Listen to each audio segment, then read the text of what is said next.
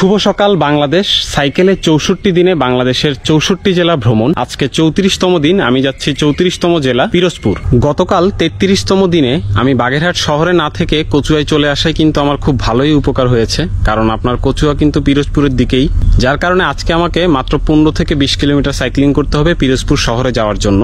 এবং আজকে রুট প্ল্যানটা যদি আমি বলি, কচুয়া থেকে বের হব, প্রথমে চলে যাব বাধাল বাজার। বাধাল বাজার থেকে হাতের বামে সোজা রাস্তা চলে আসছে পিরোজপুরের দিকে। প্রথমে পাবো মহিষপুরা বাস স্টপ, ওখান থেকে আমরা বলেশ্বর সেতু হয়ে পিরোজপুর শহরে ঢুকবো। শহরে দুপুরে বিশ্রাম নিব, আর যেহেতু পিরোজপুরে আমার কোনো পরিচিত কেউ নাই, হোটেলেই উঠতে হবে। বিকালে ইনশাল্লাহ মিট আপ পয়েন্টে পিরোজপুরে যারা আমাকে নক করেছে মেসেজে, তাদের সবার সাথে দেখা করব। বলতে বলতে 34টা দিন শেষ হয়ে যাচ্ছে, আর মাত্র 30টা দিন। আমি জানি না এই সফরটা শেষ হওয়ার পরে আপনারা আমাকে কতটা মিস করবেন, বাট আমি কিন্তু আপনাদেরকে প্রচন্ড মিস করব। এই যে রাস্তায় প্রতিদিন নতুন নতুন মানুষের সাথে দেখা, এক একটা জেলার কালচার এক এক রকম ছিল, মানুষজনের ব্যবহার এক এক রকম ছিল। তবে একটা কথা সত্যি বলতে হয় যে আমি এই 34টা দিন দেশের বিভিন্ন প্রান্তে মানুষের ভালোবাসা পাইছি, যেটা আসলেই আমি এতটাই কৃতজ্ঞ বলে বুঝাতে পারবো না। যাই হোক, গতকাল রাত থেকে কিন্তু আমি একটা বিষয় নিয়ে একটু চিন্তিত, কারণ শাকিল ভাই থেকে যতটুকু জানতে পারলাম যে এই মাসে সম্ভবত একটা ছোটখাটো ঘূর্ণিঝড় হওয়ার সম্ভাবনা আছে। তো এটা আসলে একটু চিন্তার বিষয়, কারণ আমি যেহেতু বরিশাল বিভাগের দিকে ঢুকতেছি,